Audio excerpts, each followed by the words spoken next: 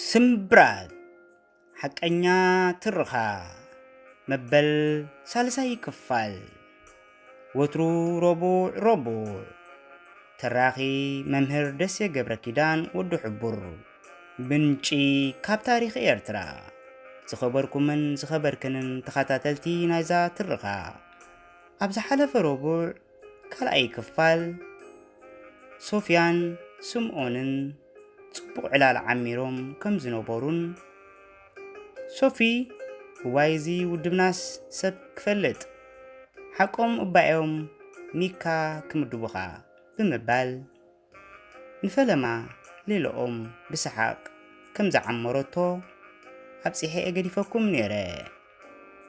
ሎሚ ድሮ ረቡዕ ኣኺሉ ከዓ መበል ሳልሳይ ክፋል ትቕጽል። ምሬት ዓይኒ ኣብ መሓዛ ነታ ሓቢሮም ኢዶም ዝመልሱላ ረሓባ ወጣጢኣ ስለ ዝበዝሐ ድምፃ እኳ እንተዓብለለ ንጠማመት ትብል ዘረባ ስምዖን ግን ነቲ ሃዋህው ብቕጽበት ቀየረቶ። እዛ ቃል መኣዲ ቅድሚ ምውድኡ ንኣሽቱ ንሕለገሎም ምዃናን ስምዖን ብቐጻሊ ከም ዝዘውትራን ዝፈልጡ ደቂ ኣሃድኡ ዘዘሓዝዎ እናኸለሱ ክትንስኡ ጀመሩ። ሶፍያ ዘድህበላ ሲና እምበር ኣብ ቀረበኦም ካብ ትጽጋዕ ካሊእታት ኣቝፂራ ነበረት። ስምዖን ስንብድ ኢሉ ክስዕማ እናተሃንደደ ምስ ቀረባ ግን ተጠፍኒና ኢዳ ጥራይ ሰላምታ ሰደደትሉ። እቲ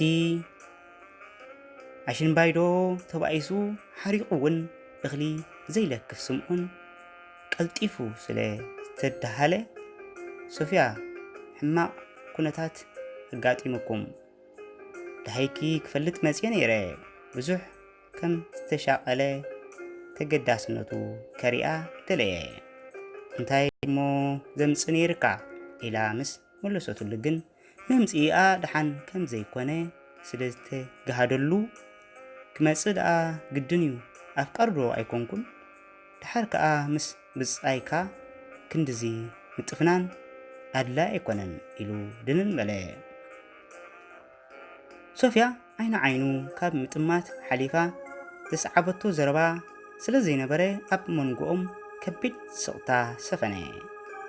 ስምዖን ጽቡቕ ገጽ እኳ እንተዘይረኣየላ በቲ ዝቐነየቶ ኩነታት ሕብራ ኣካላታ ቀጠልያ መሲሉ ዓይና ቆርቂሩ ከብዲ እግራ ቆሲሉ ምስ ረኣያ ዝኸፍአ መልክዕ ናይቲ ኩናት ኣብ ምስላ ጎሊሑ ስለ ዝተረኣዮ ኣዝዩ ደንገጸላ።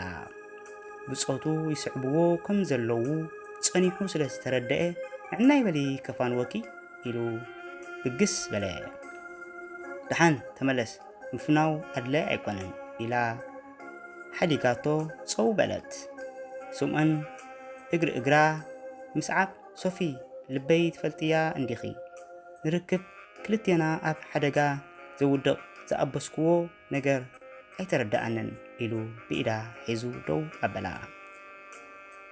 ንኻልኢታ ትስቕ ኢላ ድሕሪ ምጥማት ስምዖን ብጾትና ብታንክታት ጸላኢ እኮ እዮም ተረጊጾም እፈልጥ ጽባሕ እውን ናተይ ዕጫ ካብ ናቶም ዝፍለ ኣይኮነን ስለዚ ብኸመይ ተሓታቲ ትገብረኒ ኣለኺ ኢሉ ዘይተረድኦ ምኽንያት መገረጭኦም ከተነጽረሉ ደለየ።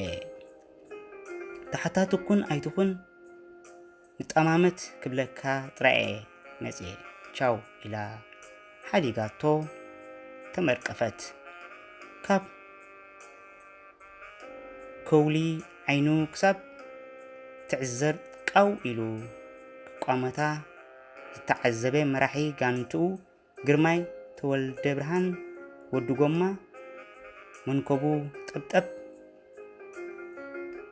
ብምባል ንውሕጅ ረጊእኻ ኢኻ ሰግሮ ምስ ዝሓረቐ ኣይትመላለስ እንታይ ዘይበሎ ስምዖን ስምዒቱ ክቋጻጸር ኣይምኽኣለን ዝኸበርኩምን ዝኸበርክንን ተኸታተልቲ ናይዛ ትረኻ ስምብራት መበል ሳልሳይ ክፋል ነዚ ትመስል ኣብዚ እውን ትውድእ ኣብ ዝመጽእ ረቡዕ ራብዓይ ክፋል ሒዘልኩም ክሳብ ዝመጽእ ከምቲ ልሙድ ሕቶ ርእይቶ ኮመንት ሳብስክራይብ ካባኹም ክጽበአ ንሎሚ ኣብዚ ክሓድገኩም ሰናይ ስሰናዩ